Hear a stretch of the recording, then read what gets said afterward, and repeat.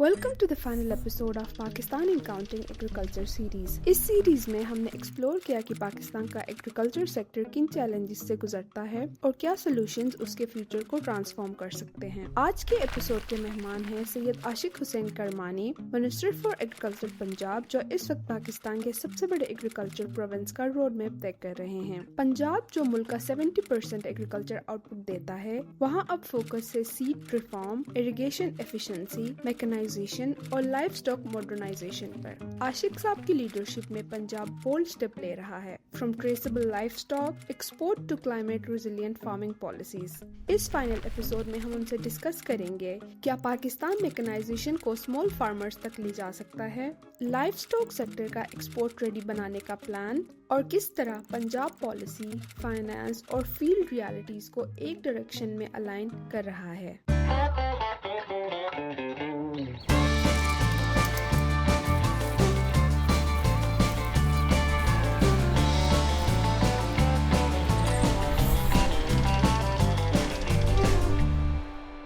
अस्सलाम वालेकुम and welcome to Pakistan एनकाउंटिंग। मेरा नाम जुनैद इकबाल है। आज हमें ज्वाइन किया है जनाब आशिक हुसैन किरमानी साहब ने, who is the minister for agriculture for Punjab. Ashiq sahab, thank you very much for joining us. Thank you very much, Junaid साहब.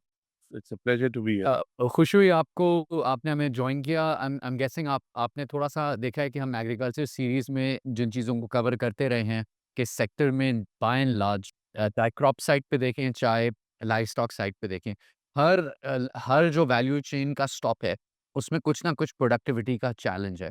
फिर उसके बाद वाटर मिसमैनेजमेंट का भी एक पूरे नेशनल सिस्टम वाइड लेवल पर चैलेंज है। Now as the head of agriculture, all agriculture activities in Punjab, एक ज़रा हाई लेवल बताएँ कि गवर्नमेंट की क्या की प्रायोरिटीज़ हैं? आप बतौर मिनिस्टर, आपके क्या 2-3 बड़े ऑब्जेक्टिव्स हैं जिनको आप अचीव करना चाह रहे हैं? Thank you very much Junaid साहब.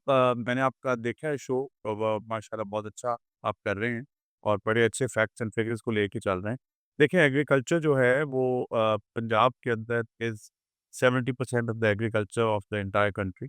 Punjab is the food basket for the entire country. If you talk about meat, if you talk about milk, so Punjab ही है जो जहाँ पे सबसे ज़्यादा ये काम हो रहा है. तो ये बात अमूमन की जाती है कि ज़राअत जो है वो पंजाब की, पाकिस्तान की मईशत को लेके, एम्प्लॉयमेंट को लेके, इकॉनमी को लेके रीढ़ की हड्डी है. और जो पिछले साल के अंदर ज़राअत के अंदर ग्रोथ हुई वो बड़ी ज़बरदस्त थी. सो ओवरऑल जो गवर्नमेंट का प्रायोरिटी एरियाज़ है एग्रीकल्चर के अंदर, क्योंकि एग्रीकल्चर के अंदर 60% लाइव स्टॉक भी है. जित और वो लाइवस्टॉक, वो फार्मर्स जिनके पास ज़मीन नहीं है, उनका लाइवलीहुड एनिमल्स पे डिपेंडेंट है. सो जब हम ज़राअत की बात करते हैं इन पर्टिकुलर, तो गवर्नमेंट का फ़ोकस और बिलख़ुसूस चीफ मिनिस्टर पंजाब का फ़ोकस है seed, mechanisation and high efficiency irrigation system. और जब हम बात करते हैं लाइवस्टॉक सेक्टर की, तो उसमें यकीनन ब्रीड इम्प्रूवमेंट, उसमें यकीनन मीट की एक्सपोर्ट्स को बढ़ाना, and at the same time जो एफएमडी, अनफॉर्चुनेटली आज भी हम स्टेज 2 पर खड़े हैं, वो किसी तरीके से हम स्टेज 3 पे जाएँ और एफएमडी को कंट्रोल करें, जो कि अभी भी केसेस रिपोर्ट होते हैं. तो ये गवर्नमेंट की प्रायोरिटी एरियाज़ हैं. तो लेट्स बिगिन सीड्स। सो अब सबसे पहले बताएँ कि seeds, I know this is a federal subject, लेकिन ऑफ कोर्स ये सूबों और सेंटर के इत्तलाक से होता है। तो ब्रीफली बताएँ कि सीड्स पे क्या काम हो रहा है? जुनैद साहब, सीड्स जिस तरह है कि वो ऑलरेडी आपने कहा कि फेडरल सब्जेक्ट है, लेकिन मैं ये ज़रूर कहना चाहूँगा कि सीड किसी भी क्रॉप की मेन इंग्रेडिएंट है. और सीड्स अगर जब तक अच्छे नहीं होंगे, सीड्स उस तरह के मेयारी नहीं होंगी, तो आपकी आउटपुट, आपकी यील्ड जो है वो कॉम्प्रोमाइज़ चलेगी. अब अगर आप बात करें व्हीट की, अगर आप बात करें शुगर केन की, अगर आप बात करें ऑयल सीड्स की, और अगर आप टू सम एक्सटेंट बात करें कॉटन की, तो वो तो सीड्स आपकी पंजाब में एग्रीकल्चर की जो रिसर्च विंग है, Ayub agriculture research wing, they are doing a good job. लेकिन बहुत सारे जिस तरह राइस है, राइस के अंदर प्राइवेट सेक्टर बिलखुसूस हाइब्रिड साइड पे बहुत ज़्यादा काम कर रहा है. कॉर्न के अंदर प्राइवेट सेक्टर हाइब्रिड सीड्स के अंदर बहुत ज़्यादा काम कर रहा है. गवर्नमेंट का सीड को लेकर जो इस वक्त प्रायोरिटी एरिया है वो है कॉटन. बिकॉज़ क्लाइमेट चेंज एक रियलिटी है और पाकिस्तान उसकी ज़द में है, बट बहुत बैडली अफ़ेक्ट कर रहा है हमारी क्रॉप्स को और हमारे क्रॉपिंग पैटर्न्स को. सो जिस तरीके से अगर मैं बात करूँ सोयाबीन की, सॉरी सेसमी की, सेसमी का लास्ट ईयर एरिया जो था वो पिछले साल से डबल हुआ। लेकिन अनफॉर्च्यूनेटली क्लाइमेट चेंज की वजह से हमें इतना बुरा हिट किया कि वो क्रॉप सारी हमारी डिस्ट्रॉय होगी और हम सोच रहे थे कि ये काफ़ी एक्सपोर्ट्स में भी इज़ाफ़ा होगा। सो वी वर एक्सपेक्टिंग कि 400 मिलियन थी, तो उससे डबल हो जाएगी। सो कॉटन की बात करें तो कॉटन के अंदर भी यही प्रॉब्लम है कि क्लाइमेट चेंज के अंदर जिस तरह हीट वेव्स आई हैं पिछले सीज़न में, उसने कॉटन क्रॉप को बहुत ख़राब किया, पेस्ट का बहुत प्रॉब्लम है। तो दुनिया जो है वो एडवांस कर रही है जेनेटिकली मॉडिफाइड सीड्स के ऊपर। अनफॉर्च्यूनेटली हमारे पास अभी भी ये बहस होती है कि जेनेटिकली मॉडिफाइड सीड्स जो हैं वो जानवरों के लिए अच्छे नहीं हैं, ह्यूमन्स के लिए अच्छे नहीं हैं, व्हेयर एज़ कॉटन के अंदर हम already cotton is the only seed जो हम जेनेटिकली मॉडिफाइड यूज़ कर रहे हैं but a very old technology. So उसके अंदर जीएमओ सीड्स के अंदर अगर हम जाएँ, जिस तरीके से हाइब्रिड सीड्स ने मार्केट कैप्चर की है कॉर्न की और राइस की, तो इस तरीके से जीएमओ सीड्स के अंदर चीफ मिनिस्टर पंजाब ने एक बन के पिछले दिनों लेटर भी लिखा है टू द प्राइम मिनिस्टर कि हमें जीएमओ सीड्स के अंदर जाना चाहिए और जीएमओ कॉटन का सीड लाना चाहिए अगर हम कॉटन रिवाइवल चाहते हैं, अगर हम रेवोल्यूशन चाहते हैं वंस अगेन इन मेज़ सेक्टर, राइस सेक्टर और सोयाबीन के अंदर जो आज हम दुनिया के काफ़ी मुल्कों से इम्पोर्ट करा रहे हैं नॉन जीएमओ बहुत कम मुल्क हैं जो नॉन जीएमओ सोयाबीन लगाते हैं, लेकिन जीएमओ भी हम इम्पोर्ट कर रहे हैं, नॉन जीएमओ भी हम इम्पोर्ट कर रहे हैं। सो सीड्स के लिए हम काफ़ी काम कर रहे हैं, हमारा जो रिसर्च है, Ayub agriculture research centre, in the coming financial year उसके ऊपर हम बड़ा हेविली स्पेंड करने जा रहे हैं। उसके अंदर हम काफ़ी ज़्यादा लैब्स बनाने जा रहे हैं, मुख्तलिफ साइंटिस्ट को ट्रेनिंग्स दिलवाने जा रहे हैं, ताकि हमारे पास जो एग्जिस्टिंग सीड्स हैं, उनके अंदर जो बेहतरी हम उनको क्लाइमेट रेज़िलिएंट बना सकें, उनको पेस्ट रेजिस्टेंट बना सकें and at the same time जो नई technology which is the GMO, we should go for it. Thank you so much. इसके साथ let's come to mechanisation. Of course Pakistan में लेट्स से जो वेदर सोइंग टेक्नोलॉजी हो या क्रॉप केयर हो या फिर हार्वेस्टिंग हो, तीनों स्टेजेस पे मैनुअल प्रोसेसिंग हो रही है। आई थिंक पर 100 हेक्टेयर 0.5 ट्रैक्टर इस्तेमाल हो रहा है। तो मैकेनाइजेशन कैसे की जाएगी? ख़ास तौर पे मेजॉरिटी जो फार्मर है, अब वो स्मॉल होल्डर हो गया है डिवीज़न होने के बाद, तो वो तो अफ़ोर्ड ही नहीं कर सकता। तो एंड जो सर्विसेज़ फर्म्स हैं, वो भी there are far and few right now जो कि जो हार्वेस्टर्स या सोर्स खरीद लें एंड वो सर्विस प्रोवाइड करें। सो इस पर क्या काम किया जा रहा है टू इम्प्रूव मैकेनाइजेशन?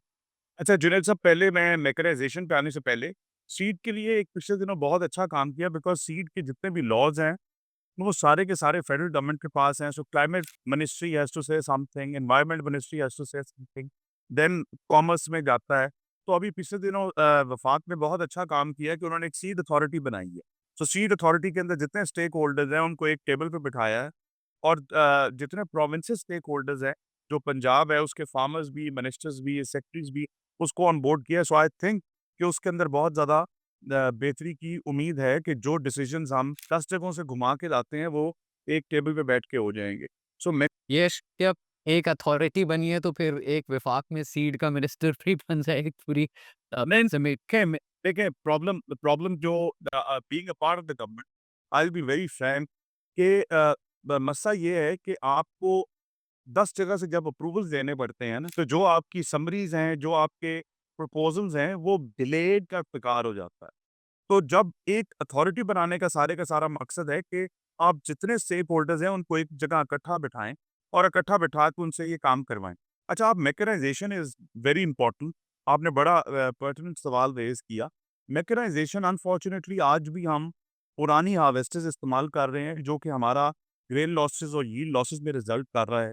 ट्रैक्टर्स भी लोग कहते हैं कि जी पंजाब के अंदर मैकेनाइज़ेशन नहीं, ट्रैक्टराइज़ेशन हुई है। मैं समझता हूँ कि ट्रैक्टर्स भी अभी ट्रैक्टर एक main once again a main ingredient है ज़राअत के लिए। ट्रैक्टर्स भी उतने भी फार्मर्स के पास नहीं है जितने होने चाहिए। सो मैकेनाइज़ेशन के लिए गवर्नमेंट ने क्या किया कि मैकेनाइज़ेशन के लिए सबसे पहले हम ऐसी वो मशीनरी जो कि एक्सपेंसिव मशीनरी है, जो कि इम्पोर्टेड मशीनरी है, हमने तमाम सर्विस प्रोवाइडर्स को, चाहे वो सर्विस प्रोवाइडर्स डिस्ट्रीब्यूटर्स की शक्ल में बैठे हैं, बड़ी-बड़ी कंपनियों के, या चाहे वो सर्विस प्रोवाइडर्स वो हैं, जो कि फील्ड के ऊपर एक हार्वेस्टर लेके जाती हैं, अब काम के लिए हार्वेस्टिंग करते हैं। हमने उन सबको बुलाया, उन सबके साथ सेशंस किए, मल्टीपल सेशंस किए, उनके साथ डिलिबरेट किया और हमने इनसे पूछा कि आपकी रिक्वायरमेंट क्या है? बिकॉज़ हमारी रिक्वायरमेंट है कि हम मशीनरी के अंदर जिद्दत लाना चाहते हैं।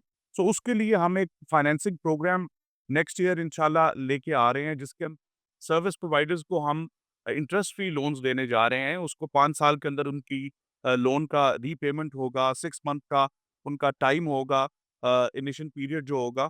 सो उसके अंदर हम टारगेट कर रहे हैं कि 2 साल के अंदर हम तकरीबन 1000 लोन हम फार्मर्स को, सर्विस प्रोवाइडर्स को दें, ताकि हार्वेस्टर्स, और हमने वो भी टारगेट किया है क्रॉप्स के हिसाब से। वो क्रॉप्स जिनका पोटेंशियल है, लाइक राइस। राइस के अंदर आज भी अनफॉर्चुनेटली आपकी लेबर, खवातीन और बच्चे जो हैं अर्ली मॉर्निंग गर्मियों के अंदर अपने हाथों से चापन लगा रहे होते हैं, और वो बड़ा मुश्किल काम है। आज भी ट्रांसप्लांटर्स जो दुनिया भर के अंदर इस्तेमाल हो रहे हैं, वो हमारे पास नहीं हो रहा है। सो उसके अंदर हम जाना चाह रहे हैं। एक हार्वेस्टर जो है, छोटा फ्रेम हार्वेस्टर, अगर हम अपने साथ ही मुख्तलिफ मुल्कों का कर लें कंपैरिजन, तो हमें, बिकॉज़ फार्म साइज़ेज़ रिड्यूस हुए हैं, तो हमें बहुत बड़े हार्वेस्टर्स नहीं चाहिए। हमें 9-10 फीट के हेडर्स वाले हार्वेस्टर चाहिए, चाहे वो मल्टीग्रेन हो, चाहे वो राइस हो, या चाहे वो ओनली रिस्ट्रिक्टेड टू व्हीट हो।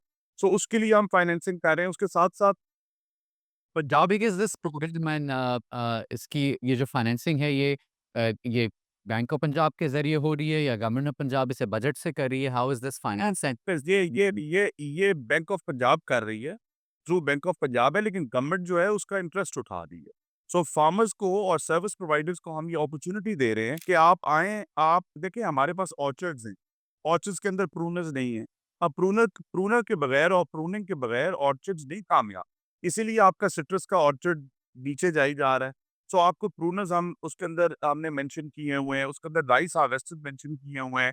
उसके अंदर और बहुत सारी ऐसी मशीनरीज़ हैं, ड्रिल्स हैं, राइस ट्रांसप्लांटर्स हैं, हमने ये सब कुछ। अच्छा, उसके साथ-साथ ट्रैक्टर्स, ट्रैक्टर्स के अंदर जो ट्रैक्टर्स की कीमतें हो गई हैं, वो छोटे फार्मर की पहुँच से बहुत ऊपर है।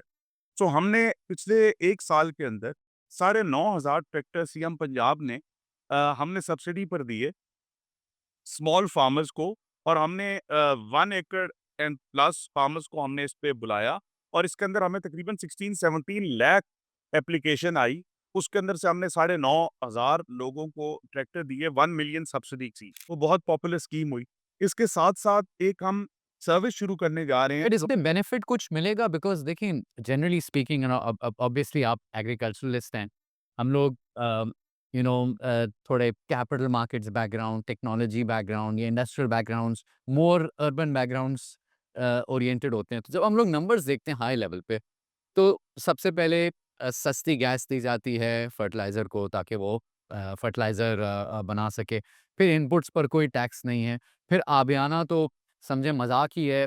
3-4 बिलियन साल का इकट्ठा होता है। दुनिया में पानी का इतना ख़्याल रखा जाता है। हम ड्रिप इरिगेशन के बजाय फ्लडिंग कर रहे हैं लैंड की। ऊपर से अब पंजाब ने जो सोलर दिया है, उसमें तो फिर माशाल्लाह बिल्कुल ही पानी का जो हमारा इंडस वाटर बेसिन है, उसका कबाड़ा होगा। जहाँ पर शुगर नहीं लगनी चाहिए, वहाँ पर भी शुगर लगेगी। अब हम तो subsidy, subsidy, grant, grant, loan, loan देते जाते हैं ज़राअत को। 70 साल एक बच्चा भी होता है, उसको एक सर्टेन टाइम तक प्रोटेक्ट किया जाता है। एक इंडस्ट्री होती है, उसे सर्टेन टाइम तक प्रोटेक्ट किया है कि तमाम मराहत ख़त्म होनी चाहिए ताकि एग्रीकल्चर सेक्टर को अपनी सही कॉस्ट ऑफ डूइंग बिज़नेस पता चले, और जो लोग एक्चुअली काम कर सकते हैं effectively eight global competitive scales वो आएँ। क्योंकि आपकी बात ठीक तो लग रही है, लेकिन आई एम श्योर इसमें भी किसी ने कुछ अब्यूज़ का रैकेट ढूँढ लिया होगा कि वो सब्सिडी पे ट्रैक्टर लेके फिर वो आगे कहीं बेच रहे होंगे उसको। अच्छा, मैं आपको ना, ये आपकी बात ठीक है किसी हद तक। बात ये है कि वो जो आप बात कर रहे हैं ना कि हम सपोर्ट करना बंद कर दें, लोन देना बंद कर दें, सब्सिडी देना बंद कर दें। आपको ये जानना चाहिए और ये पता होना चाहिए, जो कि आपको यकीनन होगा, कि पंजाब के अंदर 95% फार्मर्स वो हैं जो 12.5 एकड़ से बिलो उनकी लैंड होल्डिंग है। अब अगर आप ये समझते हैं कि वो 5 करोड़ का या 10 करोड़ का हार्वेस्टर ले आएँगे, 2 करोड़ की राइस ट्रांसप्लांटर ले आएँगे, ड्रोन जिसकी 8 जगह से रेगुलेशन है वो ले आएँगे, तो वो लोग नहीं ला सकते। नहीं ला सकते। अब जो एक्जिस्टिंग सर्विस प्रोवाइडर्स हैं, क्या उनको किसी ने मना किया है कि आप लेटेस्ट मशीनरी लाएँ? नहीं, किसी ने मना नहीं किया। लेकिन उनको किस तरीके से हम एनकरेज कर सकते हैं, जब हमने उनको बुलाया, हमने कहा कि यार आप 1900, उन्होंने हमारे से डिमांड की कि जी आप यूँ करें कि आप पुरानी मशीनरी जो है, उसको आप बंद करा दें। हमने कहा किस तरीके से बंद कराएँ? जब तक आपके पास नई मशीनरी है नहीं, और आप पुरानी भी बंद करवा दें, तो यहाँ फसलें कौन काटेगा? सो बात ये है कि आज भी जंग से उठाई हुई हार्वेस्टर्स जो हैं, काश्तकारों की और फार्मर्स की फसलें काटते हैं, जो 4 एकड़ के बाद ज़मीन के अंदर खड़ी हो जाती है कि जी हमारी बेल्ट टूट गई है। वो बेल्ट चाहे 24 घंटे में आए या 48 घंटे में आए, उस काश्तकार का बेचारे का नुकसान है। और हार्वेस्टर्स जितने भी हों, इतनी इनकी डिमांड है कि एक एक क्रॉप के अंदर अगर ये काट रहे हों, एक फील्ड के अंदर तो साथ वाला फार्मर उसके साथ वाला फार्मर आ जाता है कि जी आपके बाद हमें ये हार्वेस्टर चाहिए। तो देखें इन मशीनरी की ज़रूरत है और अगर पाकिस्तान के अंदर लोग जो बैठे हैं नहीं, वो मैं उससे डिसएग्री नहीं कर रहा, मैं उससे डिसएग्री नहीं कर रहा कि मशीनिंग मुझे एक सेकंड मौका दीजिएगा। सो उसके लिए हम इनको सपोर्ट गवर्नमेंट का काम होता है, एक ऐसा एनवायरनमेंट क्रिएट करना जिसके ऊपर लोग आकर अपना बिज़नेस करें, गवर्नमेंट उनको प्रोटेक्ट करे, गवर्नमेंट उनको एक safe environment they. Eight the same time हम वो कर रहे हैं। उसके साथ-साथ हम उन सब फार्मर्स को मैकेनाइज़ करने के लिए वो तो मशीनरी खरीदेंगे। सो जो सर्विस प्रोवाइडर है, वो भी कोई इतना तगड़ा सर्विस प्रोवाइडर नहीं है कि जिसका बजट इतना है कि वो करोड़ों की मशीन खरीद ले। सो अनटिल एंड अनलेस उसको आप सपोर्ट नहीं करेंगे, वो अच्छी मशीन नहीं लाएगा। वो अच्छी मशीन नहीं लाएगा, तो आपके ग्रेन लॉसेस, यील्ड लॉसेस उसी तरह होते जाएँगे। अच्छा, उसके साथ-साथ मैं एक बात कर रहा था कि हम एक रेंटल सर्विस का भी मॉडल शुरू कर रहे हैं प्राइवेट सेक्टर को एंगेज करके। वो रेंटल सर्विस का मॉडल है कि हम पंजाब की मुख्तलिफ तहसीलों के अंदर जिस जगह पे पंजाब के लेट्स से अगर दीपालपुर तहसील है, तो Depalpur tehsil is more of corn, potato and rice. तो इन 3 क्रॉप्स की मशीनरी हम वहाँ खड़ी करेंगे और उसके अंदर फार्मर जाके अपनी मशीनरी और रेंट ले सकता है। अच्छा, मशीनरी का एक और मसला है कि इधर पंजाबी का एक लफ्ज़ है लग्गी-भब्बी। कि जिसका जो मन चाहा, उसने अपना रेट तय किया हार्वेस्टिंग का और उसने माँग लिया। सो आपसे लेट्स से एक्स अमाउंट है, मेरे से वाई अमाउंट। तो जो रेंटल सर्विसेज़ का हमारा मॉडल है, वो ये मॉडल है कि ना सिर्फ़ हम मशीनरी देंगे बल्कि हम एक कंट्रोल्ड रेगुलेटेड रेंट रेंट को भी हम कंट्रोल करेंगे और ऑब्वियसली जब हम बड़े प्लेयर होंगे, तो ऑटोमैटिकली रेंट वही चलेगा पंजाब भर के अंदर, जो कि एक जगह से निकला हुआ रेंट होगा। मकसद क्या है जुनैद साहब? मकसद ये है कि किसी न किसी तरीके से, चाहे वो रेंटल हो, चाहे वो लोन हो, चाहे वो ट्रैक्टर की 1 मिलियन की सब्सिडी हो, अगर आप ट्रैक्टर का लोग कहते हैं कि जी ट्रैक्टर आपने दे दिए, तो ट्रैक्टर बेच देंगे। अच्छा, मैंने ये सर्वे करवाया और मैंने 1 दफ़ा नहीं करवाया, मैंने 5 दफ़ा करवाया, मैं उसका डाटा आपके साथ शेयर कर सकता हूँ। 98% ट्रैक्टर्स जो थे, वो फील्ड में काम कर रहे थे। ओनली 2% ट्रैक्टर्स जो थे वो मिसिंग। नहीं, वो आई गेस मेरी तरफ से एग्ज़ैजरेशन थोड़ी-सी है, बट जो आपने ये बात की ना कि गवर्नमेंट अगर एक रेंटल मॉडल क्रिएट करेगी, फिर उसमें और प्राइस रेगुलेशन करेगी विथ प्राइवेट सेक्टर, ओके। अच्छा सर, यहाँ पे ऑल द प्राइवेट सेक्टर ये वाला किरमानी साहब, मेक सेंस के मैकेनाइज़ेशन की फाइनेंसिंग की तरफ लेके जाया जाए चीज़ों को, ताकि एक तो अवेलेबिलिटी इतनी कम है, I think that itself will give it a bit of boost. What about irrigation? अब पानी का पाकिस्तान में बहुत ज़्यादा ज़िया हो रहा है, तकरीबन आज भी फ्लड इरिगेशन का इस्तेमाल किया जा रहा है, और अगर आप सोलर के ज़रिए ट्यूबवेल को इंसेंटिवाइज़ कर रहे हैं और वो फिर मज़ीद फ्लड इरिगेशन कर रही है, तो ये तो डबल व्hammy है हमारी, जो the speed at which we lose water will double. तो पानी के बारे में बताएँ कि हम अपने फ्यूचर को कैसे सेफगार्ड करें और आज की प्रैक्टिसेस को कैसे ऑप्टिमाइज़ करें? जुनैद साहब, ये बहुत इम्पोर्टेंट इशू है। इसके ऊपर पंजाब असेंबली के ऊपर एक पूरा डिबेट थी वाटर कंजर्वेशन पे और आपके मेथड्स जो हैं आज भी सोइंग के अनफॉर्चुनेटली एज़ यू मेंशन्ड आज भी फ्लड इरिगेशन चल रही है और किसी भी क्रॉप को इतना पानी चाहिए नहीं होता। क्रॉप जो होती है वो मॉइस्चर उसको चाहिए होता है, ना कि उसको फ्लड चाहिए होता है। सो बहरहाल इसको हम कोशिश एक तो नंबर 1 लोगों को, फार्मर्स को हम एजुकेट करने की कोशिश कर रहे हैं non stop through our extension services. High efficiency irrigation system आपका इसका वाहिद हल है। दूसरा इसका हल है जोनिंग और तीसरा इसका हल है कि इस तरीके से मेथड्स जो हैं वो अडेप्ट किए जाएं जो कि वाटर कंजर्वेशन को के लिए रिजल्ट करते हैं। जिस तरीके से कौन से मेथड सोइंग के, आप एक आम सी बात है कि फरोज वाला मेथड जो है, अब आजकल बहुत सारी आपकी क्रॉप्स जो हैं वो फरोज पर आ गई हैं और फरोज के अंदर आपका पानी बहुत हद तक कंजर्व हो जाता है और क्रॉप को वो मॉइस्चर मिलता है जो मिलना चाहिए। उसके साथ-साथ आपका हाई एफिशिएंसी इरिगेशन सिस्टम्स जो हैं, आपका ड्रिप इरिगेशन हो गया, आपका पिवट हो गया। इसके लिए अगेन वो जो हमने फाइनेंसिंग की है फॉर मैकेनाइजेशन, उसके अंदर हमने पिवट भी डाला है। क्योंकि पिवट पहले सारा इंपोर्ट हो रहा था, अब पाकिस्तान के अंदर पिवट बनना शुरू हो गया है। पिवट सिर्फ पहले 100 एकड़ हद तक था, लेकिन अब जो पाकिस्तान में पिवट बन रहा है, वो 50 एकड़ की हद तक, 12.5 एकड़ की हद तक भी है, ताकि छोटा फार्मर भी उसको इस्तेमाल कर सके थ्रू आवर फाइनेंसिंग प्रोग्राम। और ऑन द अदर एंड में यहाँ पर आज मेरी किसी से बात हो रही थी जिनका ताल्लुक राइस से है। तो उन्होंने कहा कि यार अब तो बड़ी आसानी हो गई है जब से सोलर आया है, क्योंकि अब हम एक लेवल तो वैसे ही रखते हैं पानी का, क्योंकि फिर उसकी वजह से वीड्स नहीं आते, बूटी नहीं आती। तो अब आप ये समझें कि एक तरफ ये जिसको कहते हैं ना क्लासिक परवर्स इंसेंटिव के इंटेंशन क्या है और उसका आउटकम क्या निकल रहा है कि मैं आपको बताता तो हूँ, अ, ये आपकी बात ठीक है। अच्छा, राइस का जो है ना, राइस का आज भी पाकिस्तान के अंदर इसी तरह कास्ट है। चाहे आपके पास सोलर है या सोलर नहीं है, सब जगह पे राइस जहाँ हम देखेंगे वहाँ स्टैंडिंग वाटर, स्टिल वाटर आपको मिले, और वो इसी वजह से है कि गंद बांध ना निकले। अब वहाँ अगर सोलर है, तो तब भी सोलर चलेगा, वहाँ अगर टरबाइन है तब भी चलेगी, वहाँ अगर मोटर है तब भी चलेगी। इसलिए राइस का जब पीरियड होता है तो फार्मर्स बहुत बड़े-बड़े बिल्स इलेक्ट्रिसिटी के भर रहे होते हैं। अब सोलर का ये है कि सोलर के ऊपर ठीक है, ये क्रिटिसिज्म है कि सोलर से आप नॉन स्टॉप चला ही रखेंगे और पानी पंप करते रहेंगे। लेकिन सोलर के एक आवर्स होते हैं और राइस को उन आवर्स से ज़्यादा पानी चाहिए होता है। अब हमने क्या किया कि एक तरीके से एक तरफ फाइनेंसिंग के ज़रिए पिवट को इंट्रोड्यूस करना, फार्मर्स को एनकरेज करना कि आए पिवट लें। दूसरा, एग्रीकल्चर डिपार्टमेंट का एक फ़ेवरेट तरीन 1-2 फार्मर्स की तरफ से एक फ़ेवरेट स्कीम है, वो है वाटर कोर्सेज़ की लाइनिंग। सो वाटर कोर्सेज़ की लाइनिंग, चाहे वो वाटर कोर्सेज़ हों और चाहे वो कैनाल्स की लाइनिंग हो, व्हिच इज़ वेरी इंपॉर्टेंट। अगर आपका कोई कच्चा खाला होगा, उसके अंदर बहुत सारा पानी आपका ज़ाया होगा। सो agriculture department non stop over the period of so many years and even now in full swing, water courses की लाइनिंग मुसलसल किए जा रहा है। जो भी नहरी मोगे हैं, जो भी सरकारी पानी है, उसके ऊपर वाटर कोर्सेज़ की लाइनिंग 70-30 के हिसाब से this scheme has been going on ever since. तो ये बहुत एक अच्छी स्कीम है, इससे वाटर कंज़र्वेशन हो सकता है। अच्छा, दूसरी तरफ क्या मैंने आपको बात की कि ज़ोनिंग वाली। सो हमने इस दफ़ा क्या किया, हमने एक एक प्रैक्टिस की। हमने अर्ली राइज़ का एक नोटिफ़िकेशन निकाला, एग्रीकल्चर डिपार्टमेंट ने। उसका बहुत ज़्यादा हमें क्रिटिसिज़्म बेयर करना पड़ा, बहुत हमारी ल बैकलैशिंग हुई कि लो जी, इन्होंने अर्ली राइस बैन कर दिया है, क्या किया है। लेकिन वो मकसद क्या था? कि देखिए, साउथ पंजाब जो है ना, south Punjab is not a rice area.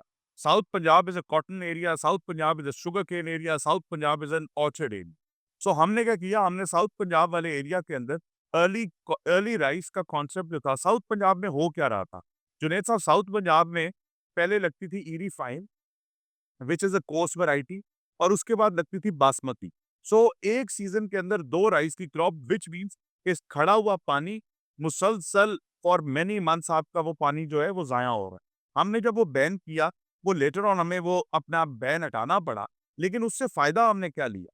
फ़ायदा ये लिया कि अर्ली कॉटन, जो कि 15 फरवरी से लेके 31 मार्च के दरमियान कभी भी पंजाब में 3,70,000 एकड़ से ज़्यादा नहीं लगी।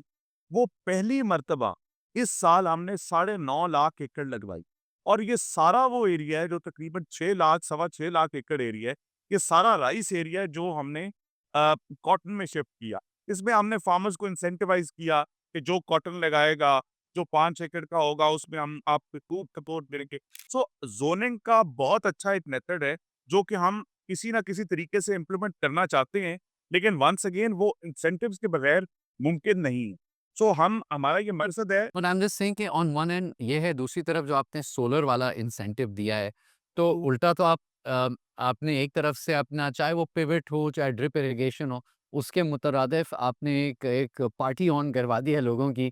तो एंड जो आप कैनाल लाइनिंग वगैरह की बात कर रहे हैं, इसकी कॉस्ट तो कवर हो ही नहीं रही ना। And it's also not like कि इवेंचुअली कोई फेडरल इनकम टैक्स है, टोटल टैक्स कलेक्शन भी 3-4 बिलियन की होती है, आबियाना भी 3-4 बिलियन की कलेक्शन होती है।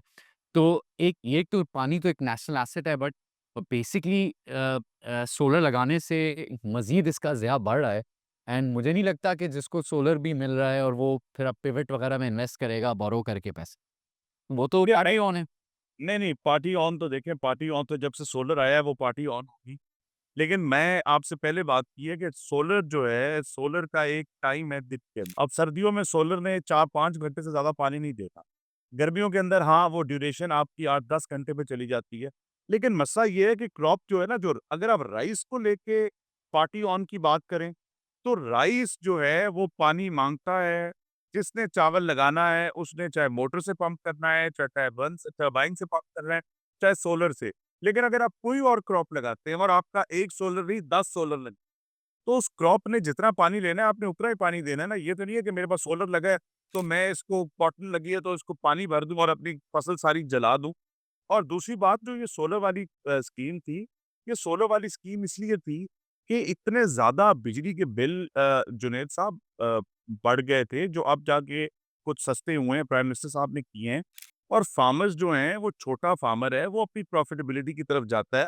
वो ये नहीं सोचता कि पानी ज़ाया हो रहा है, नहीं हो रहा, उसने अपनी बेटी की शादी करनी है, उसने अपना घर चलाना है, उसके अपने मामलात चलाने हैं। अब हमने ये चीज़ें सोच के किसी न किसी तरीके से ज़ोनिंग की तरफ लाकर, फरोज़ की तरफ लाकर, उसको एजुकेट करके, क्रॉप्स को राइस छुड़वाकर, कॉटन की तरफ लाकर, ऑयल्स की तरफ लाकर, तो ये एक ऑनगोइंग प्रोसेस है जो कि हमारी बड़ी प्रायोरिटी लाइन पे है और इसके ऊपर बड़ी प्रायोरिटी पे हम मुसलसल काम कर रहे हैं।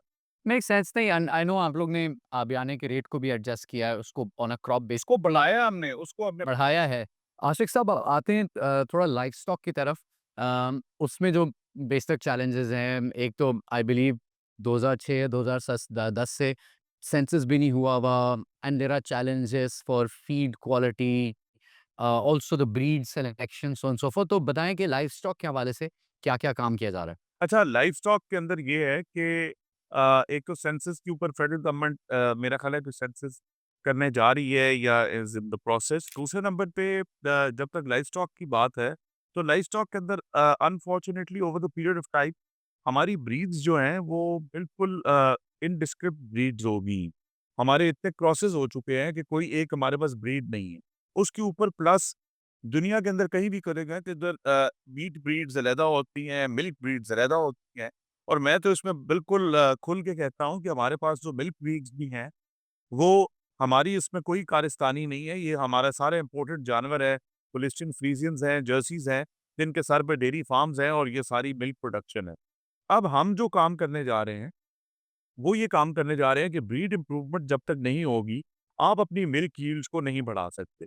तो एक हमने प्रोग्राम निकाला है ब्रीड इम्प्रूवमेंट प्रोग्राम, जिसके अंदर हमने उसके 3 मुख्तलिफ सेगमेंट्स हैं। मैं पहले की बात करूँगा जो सबसे बड़ा है, उसके अंदर हम पंजाब के 10 अज़ला, तकरीबन हर डिवीज़न में से 1 अज़ला, जिधर ज़्यादा नंबर ऑफ इनडिस्क्रिप्ट एनिमल्स हैं, जहाँ पे 70% से ज़्यादा हैं। वहाँ हमने एक ब्रीडिंग प्रोग्राम बनाया है, 4 ईयर का ब्रीडिंग प्रोग्राम है, जिसको हमने 2-2 सालों में लेके चलना है।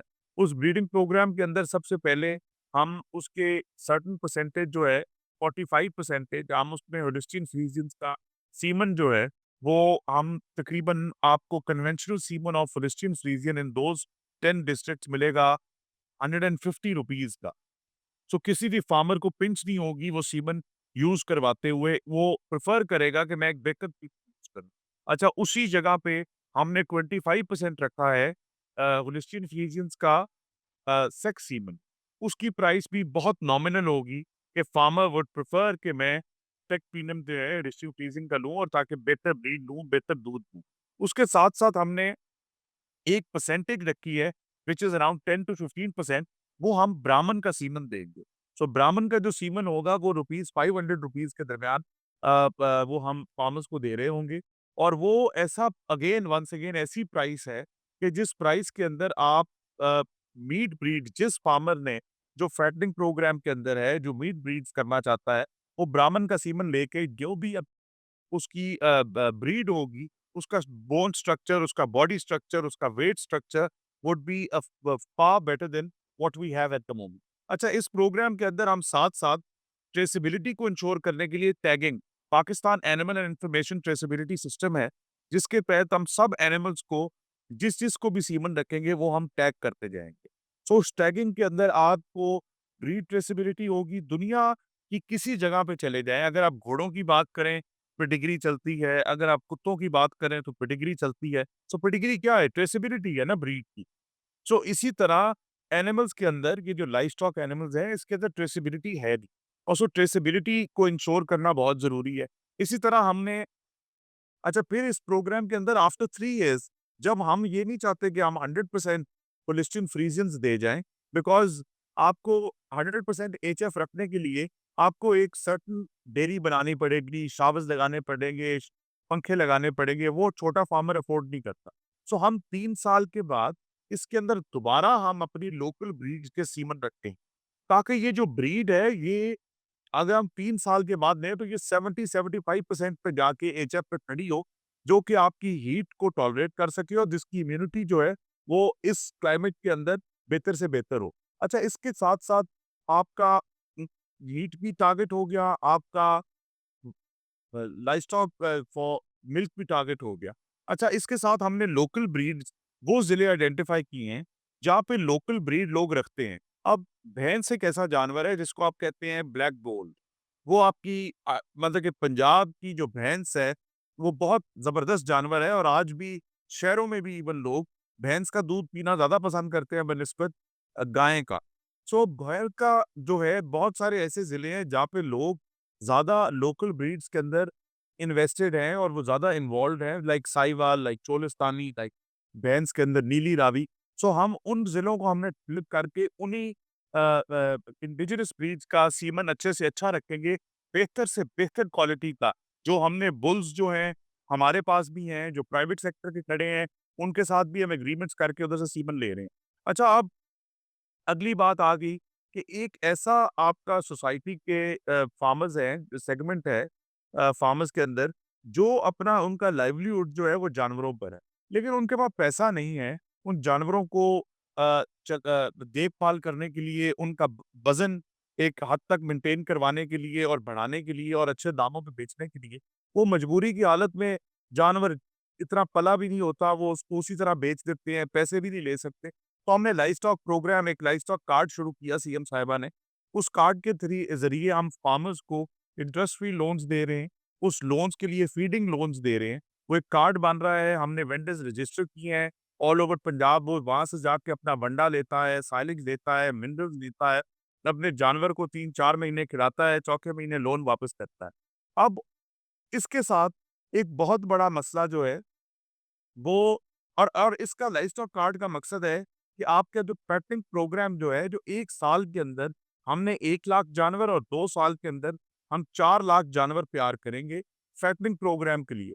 पाकिस्तान के पास बहुत बड़े-बड़े मीट ऑर्डर्स आए हुए हैं और बहुत ज़्यादा मीट ऑर्डर्स ऐसे हैं जो आपकी डोर नॉकिंग कर रहे हैं, लेकिन आप उनके साथ कमिटमेंट नहीं कर सकते, बिकॉज़ अगर आप उनके साथ कर जाएँगे तो गोश्त का रेट बढ़ जाएगा, जानवर का रेट बढ़ जाएगा और आपकी अपनी ग़िज़ाई ज़रूरियात पूरी नहीं होंगी।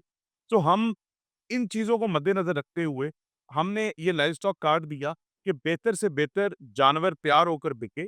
अच्छा, इसके लिए हमने क्या किया कि अब मैं ये आपको ऐसे ही आपके पॉडकास्ट में बता रहा हूँ, ये अभी बाकायदा लॉन्च नहीं हुआ। हमने एक ऐप बनाई है जिसका नाम है livestock connect. I will send it to you, आप उसे देखिएगा। उसके अंदर हमने तमाम एक्सपोर्टर्स जो हैं, मीट एक्सपोर्टर्स, उनका उस एक as in it's a directory. So उसके अंदर हमने उनका सारा नाम, नंबर विद लोकेशन डाला है। हमने जितने एक्सपोर्ट एबाटॉयर्स हैं, उनकी लोकेशन, उनका एड्रेस, उनका डिटेल्स डाली हैं। हमने जितने पंजाब के अंदर लाइवस्टॉक फार्मर्स हैं, 25 प्लस एनिमल्स वाले, वो सब डाले हैं, ताकि एक कनेक्शन हो जाए। अगर मेरे पास जानवर है, तो मैं लाहौर मंडी में जाके या बकरा ईद पे ना बेचूँ। मुझे पता हो कि यार ये मेरे पास जगह है जहाँ पे कनेक्टिविटी है, मैं राब्ता करूँगा और मेरा जानवर अच्छे दामों बिकेगा और एक्सपोर्ट के लिए जाएगा।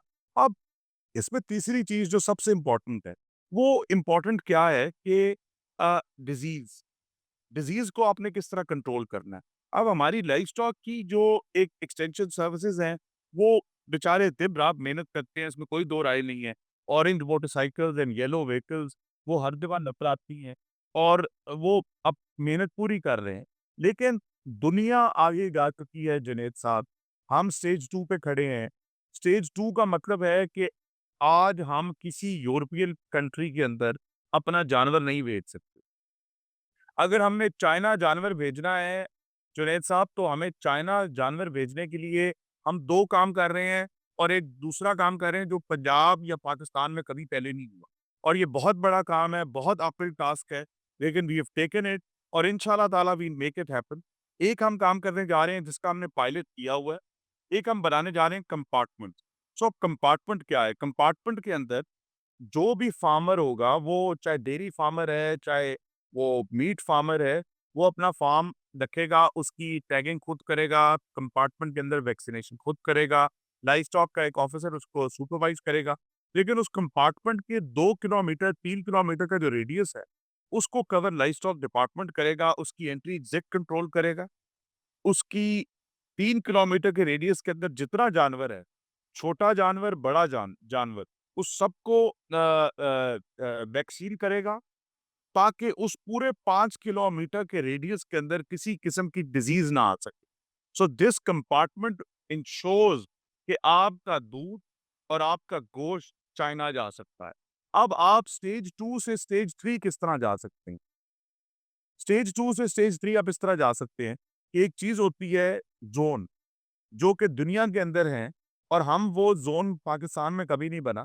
अब हम वो ज़ोन बनाने जा रहे हैं, और एक भी नहीं 2 ज़ोन्स बनाने जा रहे हैं।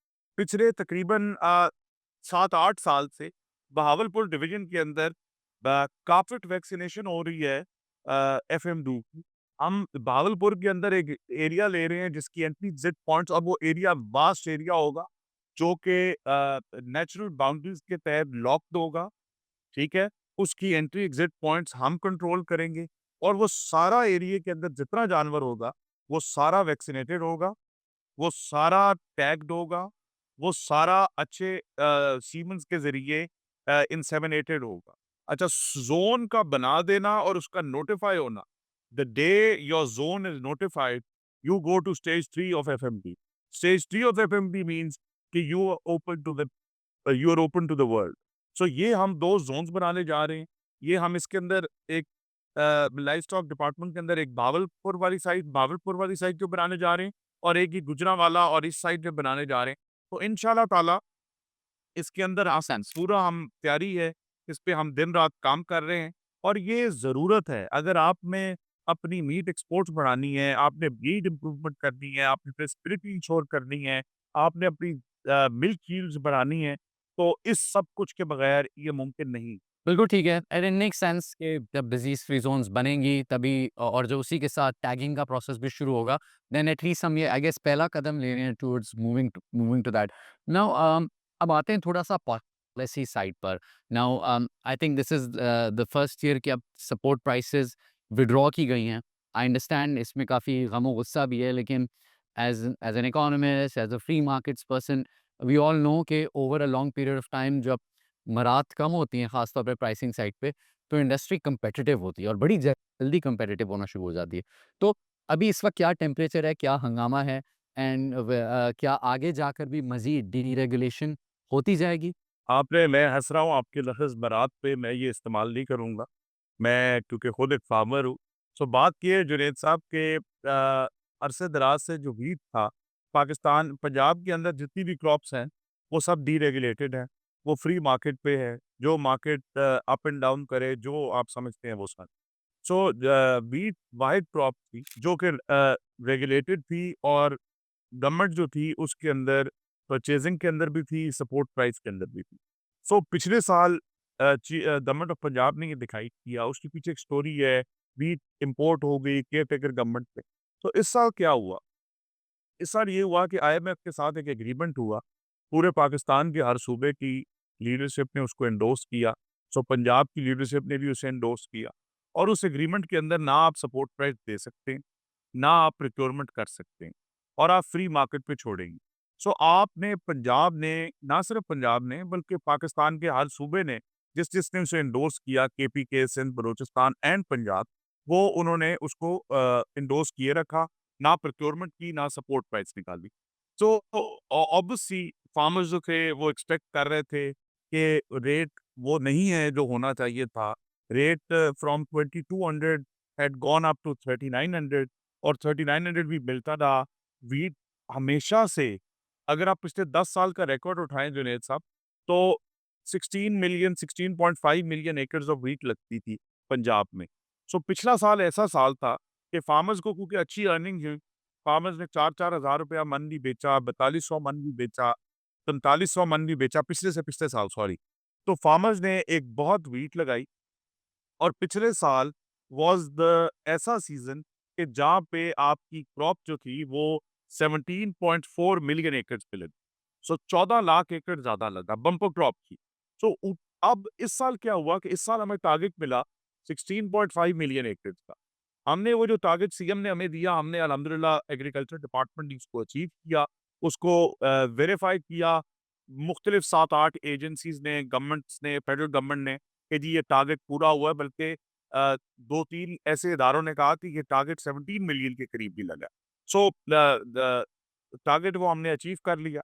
अब फार्मर्स एक्सपेक्ट कर रहे थे कि शायद हमें दोबारा से सपोर्ट प्राइस मिलेगी और दोबारा से हमारी जो प्रॉफिटेबिलिटी है, वो उसी तरीके से चलेगी। लेकिन एक अनफॉर्चुनेटली फार्मर्स के लिए अनफॉर्चुनेटली एक मुआहदा के ऊपर गवर्नमेंट को ने एंडोर्स किए हुए मुआहदे के ऊपर गवर्नमेंट पाबंद थी। अब गवर्नमेंट ने जब प्रोक्योरमेंट ने की, तो उन तमाम सूबों ने जिन्होंने ये मुआहदा एंडोर्स किया, उन्होंने पंजाब में आके पॉलिटिक्स शुरू की। उन्होंने कहा जी पंजाब में किसान पिस गया, पंजाब में किसान अल्लाह माफ़ करे कभी भी ऐसा ना हो कि नुकसान हो गया, खसारे में चला गया। तो वो तो एक है सियासी बात कि उधर उन्होंने क्या किया, इधर क्या किया। लेकिन हमने उसका गवर्नमेंट ने क्या करना था, जो कि मैं बिल्कुल ये पॉलिटिकल पॉइंट स्कोरिंग नहीं कर रहा। ये फैक्ट है और आप इसको वेरीफाई कर सकते हैं कि सिवाय पंजाब गवर्नमेंट ने कि हाँ, पंजाब में व्हीट ज़्यादा लगती है, पंजाब फूड मार्केट है। मैं इस चीज़ को एक्नॉलेज करता हूँ बीइंग द एग्रीकल्चर मिनिस्टर। लेकिन पंजाब गवर्नमेंट ने क्या किया, पंजाब गवर्नमेंट ने अगर फूड डिपार्टमेंट को और वो उनके हटाया प्रोक्योरमेंट से, तो पंजाब गवर्नमेंट ने एक पॉलिसी दी जहाँ पे प्राइवेट सेक्टर को स्ट्रेंथन किया कि वो आएँ और वो रिप्लेस करें फूड डिपार्टमेंट को। देखें, मार्केट के अंदर अगर एक तरफ से सप्लाई आई जा रही है, क्रॉप कटती चली जा रही है और दूसरी तरफ पंजाब गवर्नमेंट प्राइवेट सेक्टर को स्ट्रेंथन नहीं करेगी, एम्पावर नहीं करेगी, सपोर्ट नहीं करेगी, तो डिमांड क्रिएट नहीं होगी। जब तक डिमांड क्रिएट नहीं होगी, प्राइसेस स्टेबल नहीं होंगी। आई थिंक एक जो जिस बात पे शायद मेरा आपके फंडामेंटल फ्लॉ है, सॉरी डिसएग्रीमेंट है कि वो मतलब गवर्नमेंट का काम इवेंचुअली नहीं होता। गवर्नमेंट किसी मुल्क में ऑफ कोर्स एक सेफगार्ड्स बना सकती है, इनेबलिंग एनवायरनमेंट बना सकती है, लेकिन ना सप्लाई ना डिमांड को वो गारंटी कर सकती है। वो ये कर सकती है कि वो ट्रेनिंग करे लोगों की, जिस तरह का आपने बताया फाइनेंसिंग प्रोग्राम्स वो कर सकती है ताकि एक ओवरऑल ये वैल्यू बढ़े। देखिए, ये आपकी बात ठीक है, लेकिन इन एन आइडियल वर्ल्ड बिल्कुल ठीक। गवर्नमेंट कभी भी राइस की क्रॉप पे डिमांड सप्लाई को मॉनिटर नहीं करती। गवर्नमेंट किसी और कॉर्न की क्रॉप में डिमांड सप्लाई को मॉनिटर नहीं करती। लेकिन एक ऐसी क्रॉप जो कि अरसे-दराज से प्रोक्योर हो रही है, सपोर्ट प्राइस दी जा रही है, उसके अंदर the government had to step in और government had to step The thing is कि despite there being support prices, हमें इतने सालों से इंपोर्ट भी तो एंड में करनी पड़ ही जाती है ना व्हीट। और ऐसा भी है कि व्हीट की ऐसा भी नहीं हुआ कि इन सपोर्ट की वजह से, क्योंकि पाकिस्तान में सबसे सस्ती व्हीट मिलती है लोगों को, और ना ही ये कि हमें इंपोर्ट ना करनी पड़ी हो। खैर आई think this will, but I think the short answer is कि अब मार्केट फोर्सेस ही की तरफ हमें आना है। लेकिन एक कंक्लूड ज़रूर करूँगा। देखिए, बात ये है लेकिन एक क्रॉप जो कि अरसे-दराज से सपोर्ट की जा रही हो, जब उसके अंदर से फूड डिपार्टमेंट 4 मिलियन टन का एक बायर जब आउट होगा, तो मार्केट के अंदर प्राइसेस जो हैं वो क्रैश करेंगी। अब गवर्नमेंट चुप करके पीछे ये नहीं बैठ सकती कि गवर्नमेंट का जो फार्मर है, जिसने गवर्नमेंट के कहने पे व्हीट लगाई, जो फार्मर है, जो हमारे कहने के ऊपर हम कहते हैं कि राइस मत लगाओ, कॉटन लगाने चले जाओ, तो हम चुप करके बैठ जाएँ कि जी मार्केट फोर्सेस खुद डिटरमिन करेंगी कि ये रेट कहाँ जाता है। सो हमने flour mill association, grain licence holders के साथ मीटिंग्स की। उनको कहा कि भई आप आएँ और आप आके ये खरीदारी शुरू करें, ताकि ये जो रेट है ये क्रैश ना हो, ये एक स्टेबल रेट चले, जिसमें फार्मर्स की प्रॉफिटेबिलिटी इंश्योर हो। सो यही काम गवर्नमेंट्स करती हैं और यही काम गवर्नमेंट ने किया और ये मैं समझता हूँ कि ये 1-2 दफ़ा करना पड़ेगा और उसके बाद खुद एक ऑटो पे चला जाएगा। हर दफ़ा गप्पी भी नहीं, ideally in an ideal world इसका एक एक अनाउंस प्रोग्राम होता 2-3 साल का, लेकिन अब ये हो गया है, पहले साल एक झटका लग गया है and as you rightly said markets always correct themselves. अच्छा, मैं एक और चीज़ पर आऊँगा, एक नेचुरल फिनोमेना है कि फैमिलीज़ मल्टी जनरेशन होती जा रही हैं, तो लैंड होल्डिंग्स छोटी होती जा रही हैं। लेकिन ग्लोबली जिस तरह मैकेनाइज़ेशन वगैरह का दौर जा रहा है और जिस किस्म की ऑटोमेशन आ रही है, उसके लिए कैपिटल इन्वेस्टमेंट ज़्यादा चाहिए होती है। अच्छा, कुछ मुल्कों में या तो कोऑपरेटिव्स पे बहुत काम किया गया है, या let's say I think 80s 90s में चाइना में जनरली एग्रीगेशन पर काम किया गया था कि दोबारा से लैंड होल्डिंग्स को थोड़ा-सा बड़ा किया जाए। आई नो ये थोड़ा काउंटर इंट्यूटिव बात होती है कि छोटे के बजाय बड़े, but that's just how it's just like how textile sector जो है आप 90s तक छोटी-छोटी फैक्ट्रियाँ भी कॉम्पिटिटिव होती थी। एक ज़माने के बाद you needed certain economies of scale. इस पर थोड़ी-सी ब्रीफली बताइए कि क्या कोऑपरेटिव्स बनाने पर या लैंड एग्रीगेशन पर कुछ सोचा जा रहा है? देखें जुनैद साहब, कॉर्पोरेट फार्मिंग जो है और कोऑपरेटिव बनाना एक बहुत अच्छा आइडिया है। लेकिन ये हमारी सोसाइटी के अंदर इसकी अभी तक की एक्सेप्टेंस नहीं है। कानून पोर्शंस कम हो गए हैं, डिवीज़न ज़्यादा हो गई हैं, फैमिलीज़ बड़ी हैं रूरल एरियाज़ के अंदर, और वो जो पोर्शंस हैं वो बहुत थोड़े-थोड़े होते चले जा रहे हैं।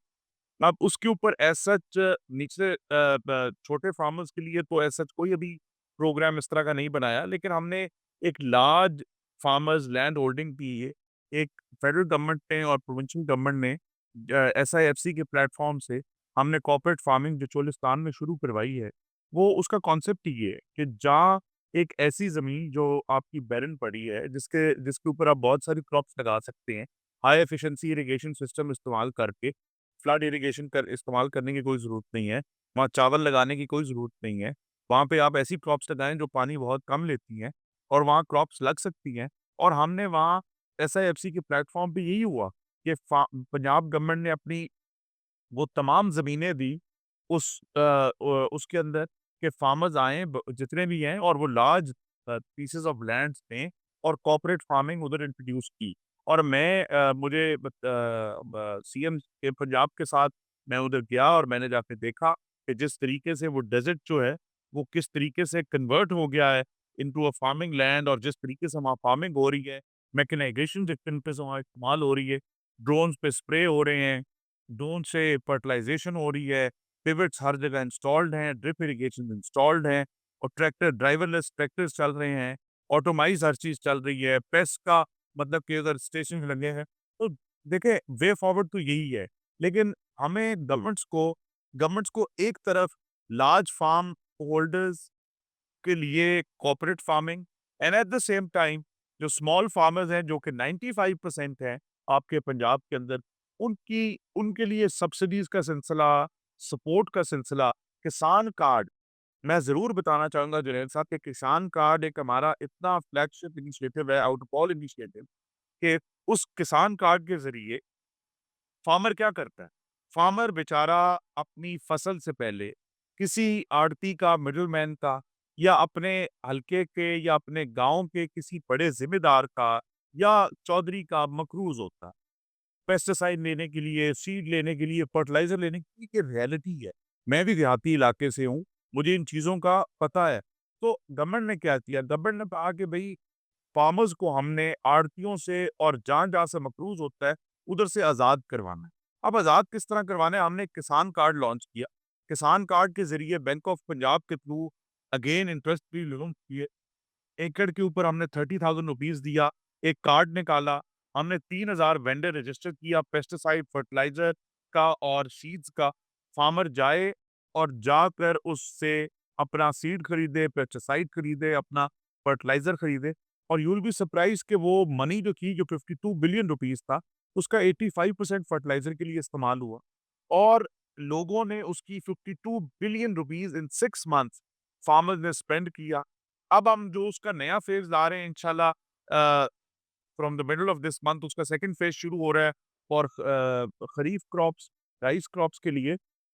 उसके लिए हम उसकी एकड़ेज भी बढ़ा रहे हैं। उसके अंदर हम पीएसओ पंप्स को भी हमने रजिस्टर कर दिया है। उसके अंदर 30% कैश विथड्रॉल भी डाल दिया है कि भई कोई कैश विथड्रॉ करना चाहे, टोटल अमाउंट में 25% डीज़ल परचेज़ भी डाल दिया है। वेंडर्स और मज़ीद बढ़ा दी हैं ताकि फार्मर्स को लिटरली अपने डोर स्टेप पे जाके ये सब सहूलतें मिलें। एट द सेम टाइम एक हम agri mall, government of Punjab भी एग्री मॉल की तरफ भी जा रही है। एग्री मॉल एक ऐसी फैसिलिटी है, अगर आप अपने किसी नेबरिंग कंट्रीज के अंदर देखें तो आपको इसकी बहुत सारी मिसालें मिलेंगी। तो आप एग्री मॉल एक ऐसी जगह है, देखिए प्रॉब्लम क्या होती है? प्रॉब्लम ये होती है कि जी मियारी खाद नहीं मिली, मियारी सीड नहीं मिला, मियारी पेस्टिसाइड नहीं मिला, ये हकीकत है।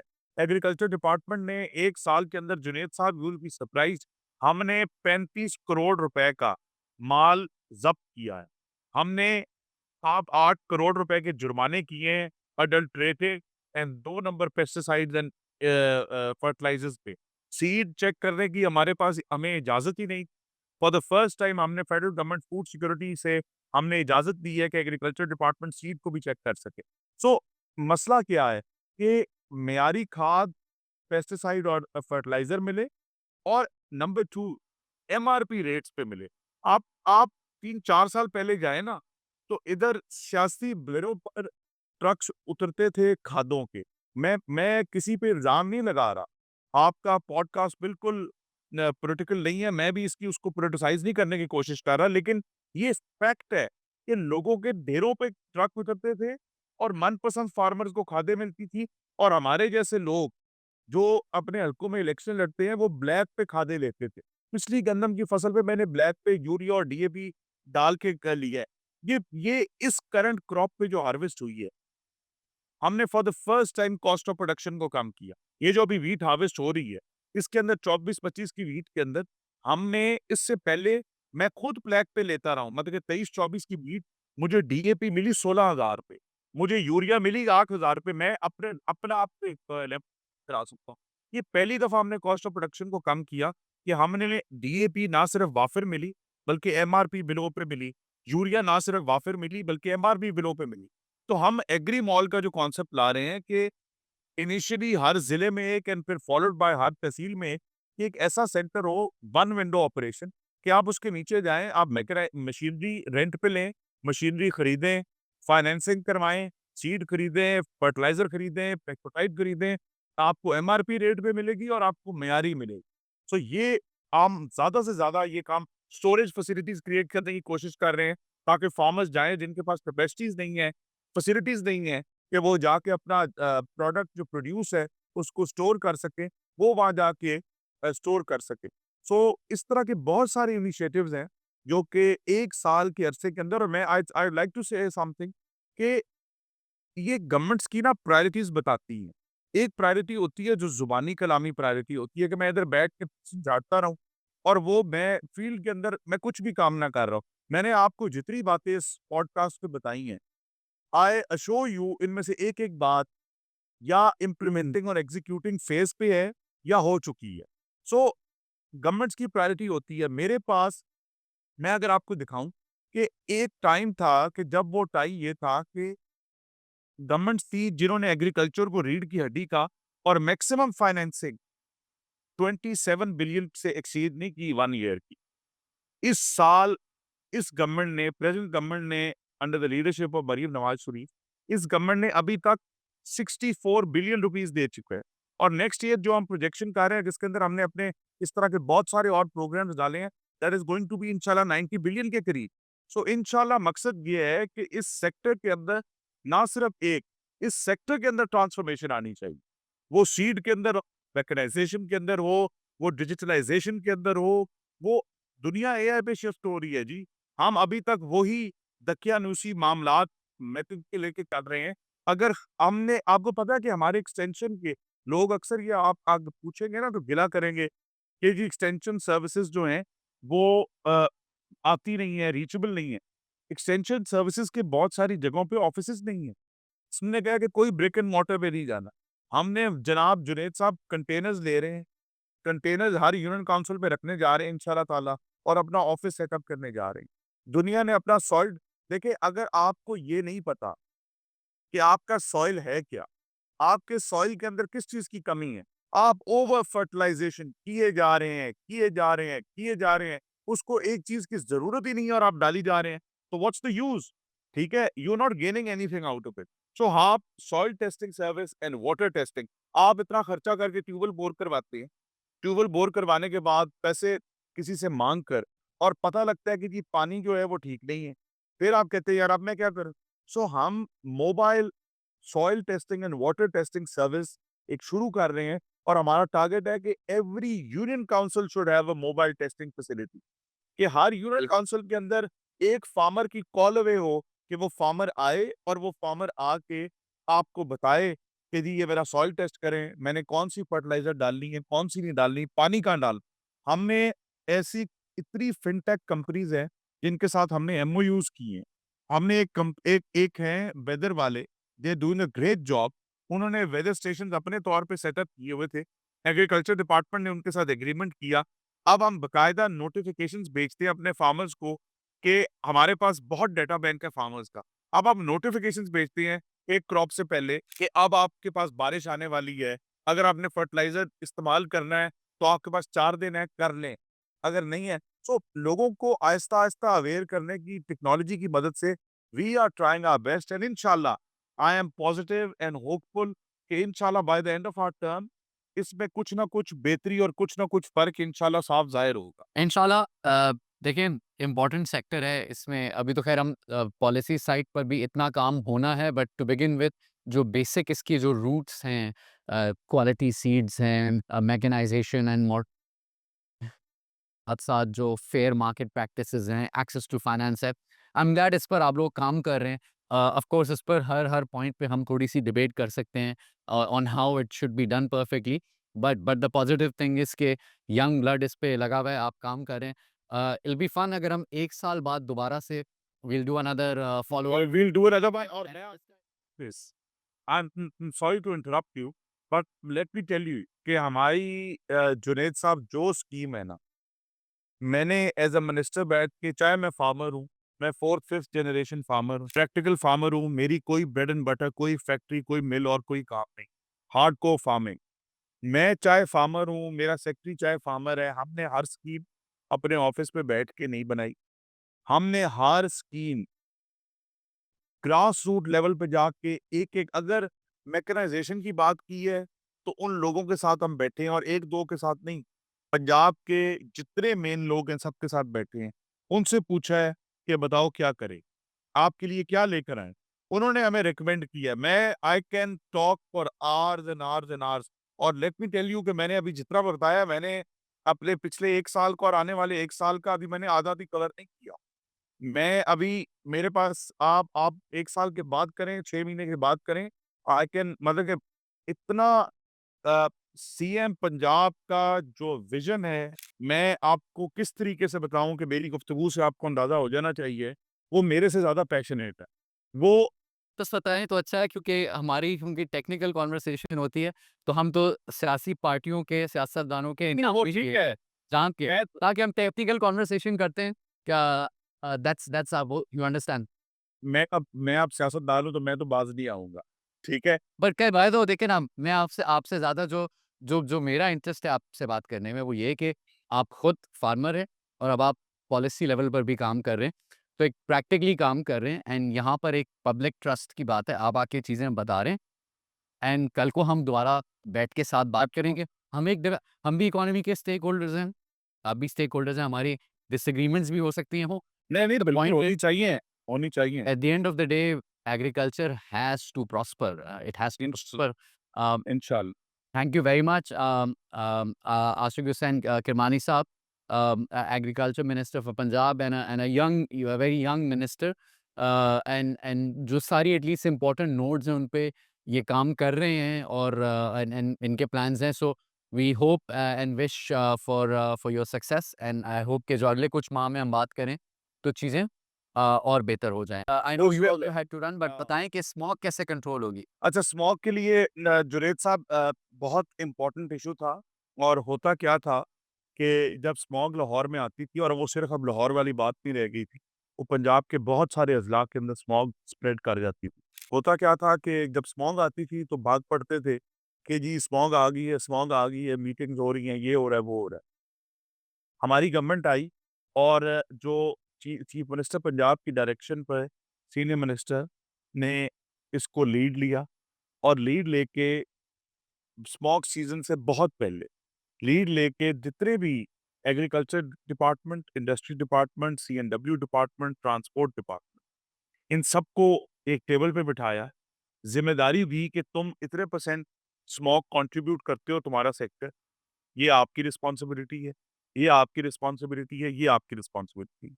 और स्मॉग के अंदर हमने जहाँ पे ट्रांसपोर्ट सेक्टर में, इंडस्ट्री सेक्टर में, सीएनडब्ल्यू सेक्टर में अब आप अगर लाहौर आएँगे ना, तो आप जो नई बिल्डिंग बनती हुई देख रहे होंगे ना, उसके ऊपर लिखा होगा कि एनवायरनमेंट डिपार्टमेंट सर्टिफाइड, और आपको वहाँ पे नज़र आएँगे पानी नज़र आएगा ताकि फ्यूजिटिव डस्ट ना उड़े। आपको लाहौर की किसी बिल्डिंग के ऊपर कोई ऐसी बिल्डिंग नहीं होगी जहाँ पे एनफोर्समेंट हुई हुई नज़र नहीं आएगी। तो एग्रीकल्चर डिपार्टमेंट के जब ज़िम्मे लगा तो एग्रीकल्चर के अंदर सबसे बड़ा प्रॉब्लम है स्टबल बर्निंग का। अब राइस की जब राइस हार्वेस्ट के बाद जो स्टबल बचती है, तो उसको फार्मर्स, क्योंकि व्हीट के बाद जो होती है वो हे में बदलती है। Hay is very important for the animals, और लोग उसको स्टोर करते हैं, स्टोर करके कुछ बेच देते हैं, 60% उसको अपने एनिमल्स के लिए रखते हैं। राइस की इस तरीके से ज़रूरत नहीं थी। सो उसके लिए एग्रीकल्चर डिपार्टमेंट को सुपर सीडर्स एक मशीन है, जो कि पंजाब के अंदर जब हमने सर्वे किया, तो सिर्फ़ तकरीबन 100 के करीब थी। पूरे पंजाब में 100 थी। सो एज़ वी स्पीक अभी तक हम 5000 सुपर सीडर इन 1 ईयर 5000 डिफरेंट फार्मर्स को दे चुके हैं। उसका हमने पूरा एक एनालिसिस करवाया है। इतने लाखों एकड़ उससे लगे हैं। अच्छा, उसकी मज़े की बात है कि एक तो वो स्टबल बर्निंग से तो बचाती ही बचाती है, स्मॉग मिटिगेशन में हेल्प करती ही करती है, लेकिन एट द सेम टाइम जो व्हीट सोइंग में उसका बहुत ज़्यादा फ़ायदा है। अगर आप वैसे व्हीट सो करें, तो तकरीबन पर एकड़ 28 से 30 लीटर डीज़ल का एक्सपेंस है, और अगर आप सुपर सीडर इस्तेमाल करें, तो 8 से 10 लीटर सुपर सीडर के साथ आप अपनी व्हीट लगा सकती हैं for way better yield.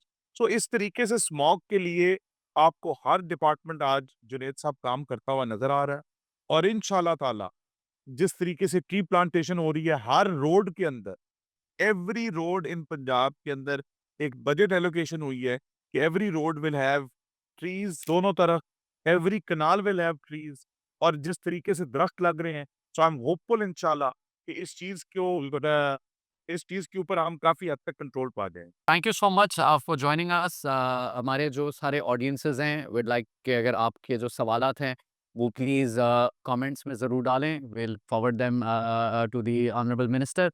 And साथ साथ मैं शुक्रिया करना चाहूँगा सिंजेंटा पाकिस्तान का, जिन्होंने हमारी एग्रीकल्चर सीरीज़ में हमें सपोर्ट किया है। Thank you so much and खुदा हाफिज़। Thank you very much. Thank you.